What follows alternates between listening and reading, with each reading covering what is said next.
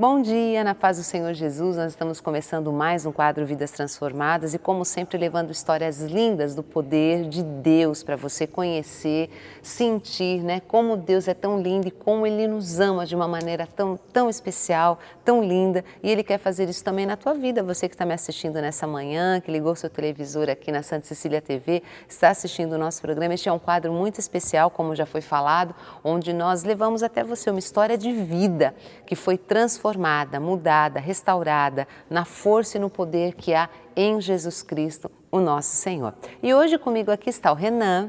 Como você pode ver, o Renan é um jovem, mas com muita história para contar. Jesus fez uma coisa linda na vida dele, em toda a sua família, e hoje, na verdade, é uma história de superação que você vai assistir aqui e você vai ver que Jesus, ele transforma, gente. Ele faz uma coisa linda.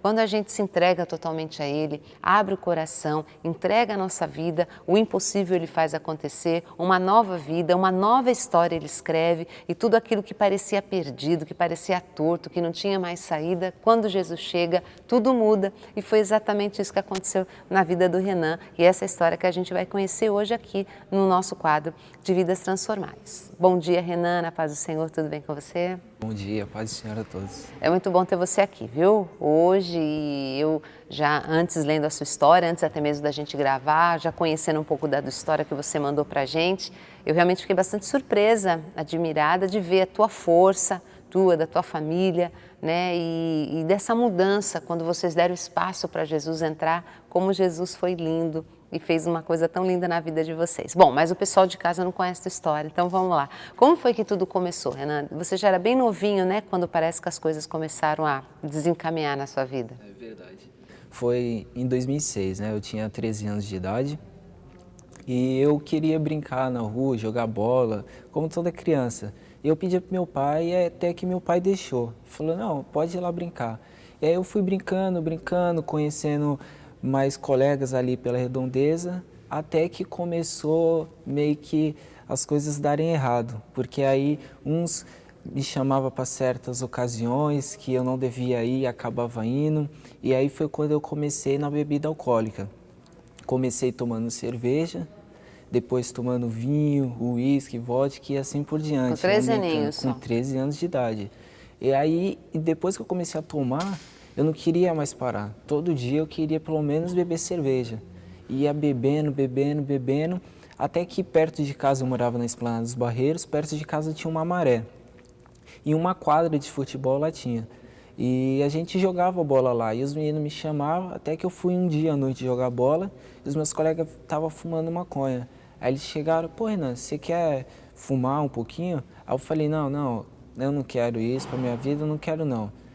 Aí eles falaram, não, tudo bem, mas se você quiser, você só tira a camiseta para os seus pais não sentirem o cheiro. Eu falei, tudo bem. Aí eu fiquei no meu canto. E eu vendo eles fumando aquela situação, eu falei, sabe uma coisa? Eu vou experimentar, vou ver como é que é. E aí acabei indo. Aí eu fumei aquele dia, aquela noite, fui para casa. E aí todo dia depois eu queria fumar e fumar mais e mais, aí fumando já cigarro, aí começava a fumar grudando aqui, grudando ali, e aí ia aumentando cada vez mais. Pedia dinheiro para os meus pais, meus pais davam, mas não sabia que era para fumar. E eu ia lá e comprava maconha, e todo dia eu comprava. E eles não notavam nada, nenhuma diferença em você? Não notava nenhuma diferença. E eu andava com os meninos, até que uma vez eu lembro que eu comprava ali perto de casa mesmo, e eu ia lá e pedia uma bolsa, que era um tablete um pouco maior de como eles chamam, balinha, que era de maconha. E deu mais ou menos uns 3 baseados. E aí nós fomos para Maré e fumamos tudo aquilo de uma vez. E cheguei em casa e eu sempre chegava com muita fome em casa. Muita fome mesmo, porque... Por causa já, Por né, causa da maconha. da maconha que dava muita fome. E eu comprava cigarro e guardava em casa, até que uma vez no lugar que eu guardei eu não achei e fiquei preocupado. Eu falei, meu pai pegou. E eu com medo do meu pai brigar comigo, eu fiquei na minha, meu pai não falou nada. E aí foi indo, eu fui cada vez me envolvendo mais, eu estava estudando numa escola perto de casa. E fazendo até a 8ª série ali, até que uma vez com os colegas lá da escola também, eu vi uma bicicleta legal e falei, eu vou pegar essa bicicleta para mim. Até que um dia eu conversei com eles, eles falaram, não, Renan, a gente leva a tua mochila depois. E aí eu peguei aquela bicicleta, roubei aquela bicicleta e levei para casa. Com maior frieza? Com maior frieza, como se fosse minha mesmo, tivesse comprado ou emprestado para alguém e peguei. Cheguei em casa, desmontei ela toda, que eu sempre gostei de mexer com essas coisas. Cheguei em casa, desmontei, até meu primo chegou e falou, Renan, essa bicicleta? Eu falei, não, eu roubei, peguei lá da escola. Aí eles falaram, caramba, não faz isso, não sei o quê, e achei natural. Você tinha quantos anos, mais ou menos, já nessa época? Eu tinha 13 Renan? anos ainda. Puxa, tudo isso praticamente em um ano? É, Bebida, anos. maconha, e já começou Foi a roubar. Foi tudo por aí. Aí, um outro dia, eu fui para a escola e vi uma outra bicicleta legal. E aí eu peguei e roubei essa. Aí eu peguei e roubei sozinho para não ter que dividir com ninguém. E aí eu peguei, roubei essa bicicleta, levei para casa, reformei ela e fiquei andando com ela. E como eu já peguei a primeira vez, já fiz a primeira vez, as outras vezes seria fácil. Levei a segunda. E aí foi indo. E aí usando droga cada vez mais, bebendo cada vez mais. Um dia eu fui para casa de um colega meu que fica na rua mesmo. Fui 10 horas da manhã para casa dele e saí às 4 da tarde. Esse tempo todo não comi nada e só bebendo uísque.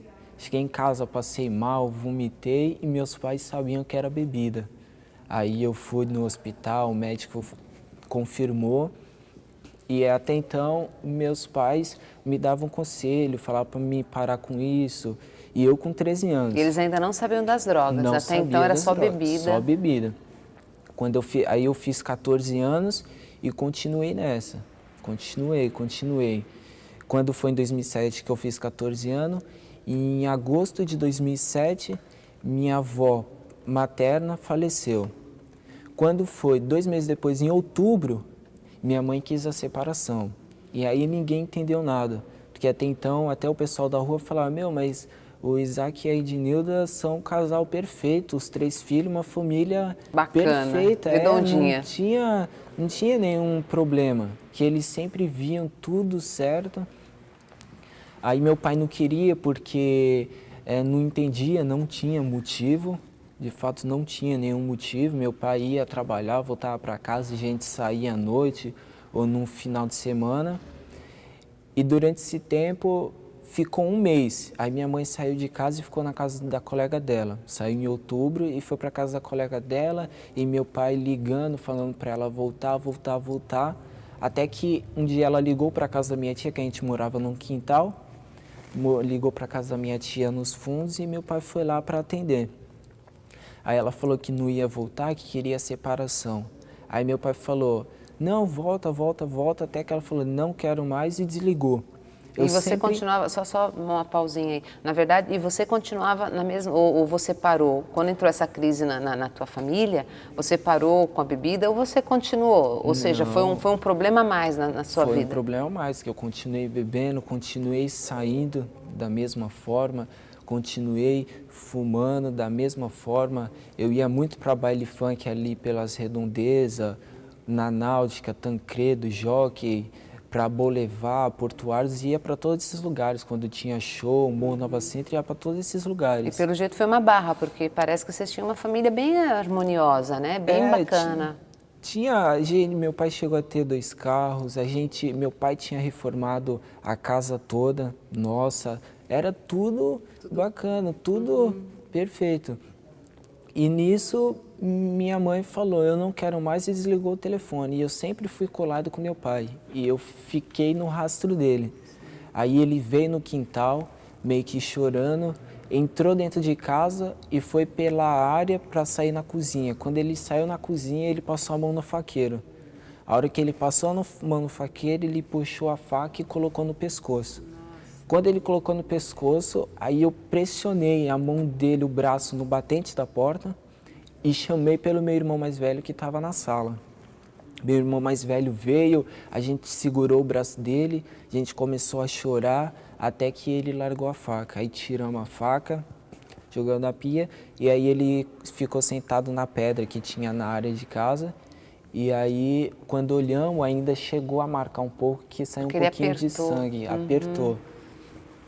E aí, a gente ligou para minha mãe e falou, mãe, pelo amor de Deus, volta para casa, que o pai quase tentou se matar, meu pai quase morreu. Aí minha mãe, não, eu vou, mas eu não volto mais. Aí meu pai ainda sentado falou, se sua mãe voltar com a polícia aqui, porque ela sempre falava que meu pai batia nela, ela foi várias vezes na delegacia da mulher, eles pediam, não tinha nada com ela. Ela queria separar e queria colocar a culpa no meu pai, sendo que a gente viu que a culpada era ela, depois na segunda vez. Aí ele pegou e ia toda vez na delegacia da mulher, assinava e voltava para casa, porque não tinha nenhuma prova contra ele. Porque, de fato, ele não batia na minha mãe porque a gente sempre estava em casa. Era um pretexto que ela arrumava. Um pretexto. E nisso, ela veio com a polícia. Aí meu pai falou, se tua mãe aparecer com a polícia aqui, eu acabo de fazer o serviço que eu comecei. Aí quando eu vi ela vindo com a polícia, eu chamei meu irmão mais velho e falei, Raul, corre lá e dispensa a polícia, porque senão vai acontecer o pior. Ele foi lá, dispensou a polícia, ela veio, aí deu discursão de novo e ela saiu, foi embora. Aí a gente ficou em casa. Quando foi um mês, ela saiu em outubro, aconteceu isso até novembro. Quando foi em novembro, ela quis voltar. Foi para casa da irmã do meu pai, que morava no morro, ligou chorando, disse que queria voltar, que estava arrependida. Chegamos lá, meu pai pegou o carro, fomos todos lá e ela se arrependeu, voltou para casa. Ou seja, aparentemente então, parece que... parecia que estava resolvido. E você continuava fumando maconha, bebendo e tal. Ou seja, nesse tempo, então, você perdeu tua avó paterna, né? Que parece que você era bem chegado a ela. Daqui a pouco tua mãe saiu de casa, meio que as coisas começaram a dar uma quebrada. Aí chegou, ela voltou em novembro. Voltou. Quando foi em dezembro, minha avó paterna morreu. Puxa. Faleceu. Aí eu perdi minhas duas vós. E foi diferença de 3, 4 meses, praticamente. Perdi minhas duas avós. Meus avós eu já tinha perdido, aí perdi minhas duas avós. Quando foi em abril de 2008, 4 meses depois, aí passamos Natal, Ano Novo na casa da minha tia no morro, tudo perfeitamente, tudo certinho. Quando foi em abril de 2008, minha mãe quis a separação novamente. E que queria separar e novamente sem motivo, porque quando ela saiu da primeira vez, meu pai falou, volta, eu vou me esforçar ainda mais em tudo. E de fato fez, saía mais, às vezes saía só os dois e tudo certo. Teu pai tentou socorrer mesmo. Socorrer, ele deu a palavra que ele ia fazer mudar mais e de fato mudou. Só que chegou em abril, ela quis a separação. Aí ficou desde abril até agosto nessa briga, porque querendo separar, e meu pai não queria, e meu pai tentando ajudar de alguma forma para não acabar o casamento, porque até então eles ficaram 24 anos casados, tiveram 3 filhos, passaram por muitas dificuldades, e ela falou, não, eu quero separar. Aí quando foi em agosto, ela saiu de casa. E não deu satisfação nenhuma. Aí ela ia trabalhar, ela foi trabalhar e não voltou mais. Aí foi quando foi em agosto. Aí eu e meu pai fomos buscar ela no serviço para conversar com ela. Chegamos lá, a loja já estava fechada, onde ela trabalhava de doceria, e estava conversando com o segurança do lado do bingo. E as coisas dela estavam no colo dele. Aí quando a gente pegou, a gente entendeu o porquê da separação. Certo. Porque ela estava com esse outro cara. Certo. Aí foi quando se revoltou mais, aí ela viu que eu, principalmente o filho, presenciou, porque se fosse só meu pai, ela poderia até desmentir. Mas como o próprio filho viu, não tinha o que fazer. Aí minha mãe falou, não, eu volto para casa. Aí foi quando meu pai falou, não, agora eu é que não quero mais, porque pegou numa situação complicada. Aí ela ficou na casa dessa amiga, na hora do nervoso, meu pai falou que não queria. Mas aí depois, esse tempo todo casados, meu pai ainda tentou resolver e falou, não, volta para casa, e aí ela não quis de fato. Aí ela sumiu. Ficou um ano certinho. Passou a data de aniversário dos 3 filhos, não ligou, nada. Passou o Dia das Mães, nada. Passou Natal, Ano Novo, nada. E isso tudo em 2008. E vocês, como é que ficaram? Vocês quatro? Meu pai perdeu emprego, porque ele era caminhoneiro, ele ia todo dia para São Paulo para descarregar, ia todo dia, e ele não tinha estrutura psicológica, emocional? Principalmente psicológica, não tinha nenhuma, principalmente dirigindo, subindo e descendo, principalmente Anchieta, aí pegava trânsito, perdeu emprego. Ainda o encarregado chegou para ele e falou: Isaac, eu tô vendo como está complicado, fica uma semana em casa, descansa. Aí ele ficou uma semana. Quando ele voltou, ele viu que não tinha jeito mesmo. Aí o encarregado falou: Isaac, infelizmente a gente vai ter que te mandar embora, porque a gente não pode, a gente sabe a dificuldade que você está passando, mas ao mesmo tempo a gente não pode ficar com um motorista só. E vocês 3? Aí nós 3... E não estávamos mais indo para a escola, eu e meu irmão mais novo. Porque, ou seja, a família bagunçou toda. Toda. Meu irmão mais velho não trabalhava na época e não estudava, então ficava em casa às vezes cuidando dos 2 mais novos, no caso eu e meu irmão mais novo. E meu pai rodava por aí para procurar onde estava minha mãe, porque a gente não sabia nem se ela estava mais viva. Porque 1 ano sem dar notícia, ia na casa de parente, nada.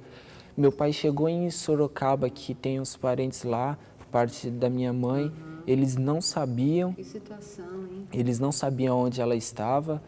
Aí meu pai foi com meu tio para lá, aí eles dormiram na rodoviária para ver aonde ela estava e nada. Nada.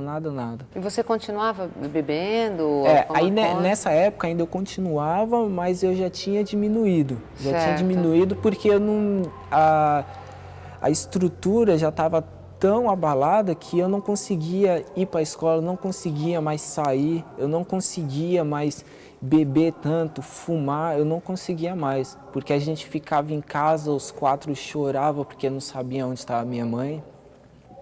E quando foi, ela saiu em agosto de 2008, quando foi dia 14 de agosto, devido à primeira vez que minha mãe quis separar, voltou a segunda, e aí ela saiu mesmo, de fato, em agosto. Meu pai, já foi da igreja, ele falou: a única salvação é a gente ir para a igreja. Tem um detalhe então, teu pai, ele já frequentava a igreja, ele era evangélico? Frequentava desde pequeno. Aí, por causa que meus avós, quando moravam no morro, eles eram evangélicos, então os filhos tudo seguiram essa linhagem de ir para a igreja, tudo dentro da igreja. Aí ele, quando ele ficou maior de idade, aí ele saiu da igreja, desviou, foi quando conheceu minha mãe, e aí ficou esse tempo todo. Nisso, ele sabia, querendo ou não, ele já estava no caminho de Deus, saiu, ele sabia, o único caminho certo para a gente ir, o único lugar que a gente vai encontrar refúgio é na casa de Deus. Mas assim, também a vida de vocês estava um caos, né? Nessa época. Como é que estava? Quando teu pai falou assim, não, vamos voltar para Jesus, que é o único jeito. Como é que se encontrava teu pai, vocês, questão financeira, emocional, psicológica? Como é que vocês estavam, vocês 4? Então, no caso, eu e meu irmão mais novo, que ainda estudávamos, a gente não fomos mais para a escola porque não tinha estrutura para estudar. Certo. Eu e meu irmão mais velho estávamos estudando para o Exército, para entrar como sargento desses cursos que tem. Meu pai foi, pagou tudo certinho, a gente estava fazendo, desistimos porque eu não tinha estrutura para ir para a escola nem para estudar. E meu irmão mais velho também não tinha, ficávamos todos em casa. Meu pai perdeu o emprego, a luz foi cortada porque não tinha. Meu pai era o único que trabalhava, minha mãe saiu, ficou só meu pai perdeu o emprego devido à situação. Ele não tinha como pagar, porque o dinheiro que ele tinha guardado, ele tinha acabado de reformar a casa no morro. Só que devido a um despejo que a minha tia teve lá, meu pai falou: não, pode morar nessa casa, eu acabei de reformar, pode ficar nessa casa, não tem problema.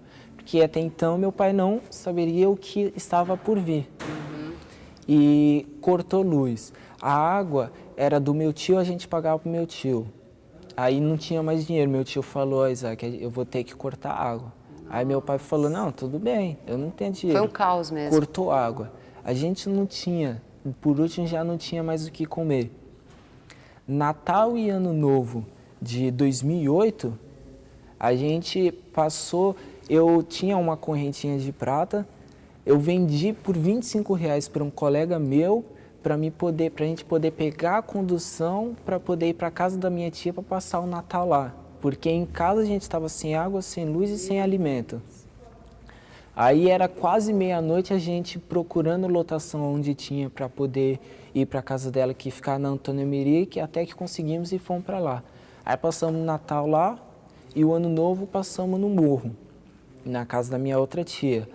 E quando foi dia 14/8 de 2008, nós fomos para a igreja. Aí fomos na Campos Sales. É isso que vamos fazer o seguinte, esse pedaço da história aí, né, quando teu pai, enfim, tipo, caiu a ficha, tem que correr para Jesus, a gente vai deixar para a semana que vem. Vamos fazer assim? Tá, ok. Tá, vamos deixar essa história. Bom, você viu, né, gente? Olha só a situação. Né, com tudo isso a gente aprende realmente que é muito complicado quando existe toda essa quebra na casa, né, no lar. Você vê o prejuízo que teve. Se Jesus não entrasse aí, o negócio ia ficar ruim. Você vai ver semana que vem, a gente vai estar de volta aqui sexta-feira e o Renan vai voltar a estar com a gente e ele vai estar contando como é que foi esse encontro, né? Como foi estar com Jesus, essa iniciativa que o pai dele teve de ir à igreja, de levar os filhos, e você vai ver na semana que vem o que foi que aconteceu, o resultado dessa história triste, né? Mas sempre com um final feliz, que quando Jesus entra sempre tem um final feliz, e hoje o Renan pode contar sem maiores traumas, né? Toda essa dificuldade que ele passou, tudo para a glória de Deus. Então, Renan, sexta-feira a gente volta aqui, eu, você e os nossos amigos que estão em casa, para mais um Vidas Transformadas, junto com o Renan, tá bom? Para você ver o desfecho dessa história tão bonita. Que Deus te abençoe e não esqueça, hein? O impossível está com o Senhor, Ele pode resolver, nada é impossível para Ele. Tá, ok? Tem salvação e pode acreditar, existe esperança para você em Jesus Cristo. Que Deus te abençoe. Sexta-feira que vem eu volto com mais um Vidas Transformadas. Até lá.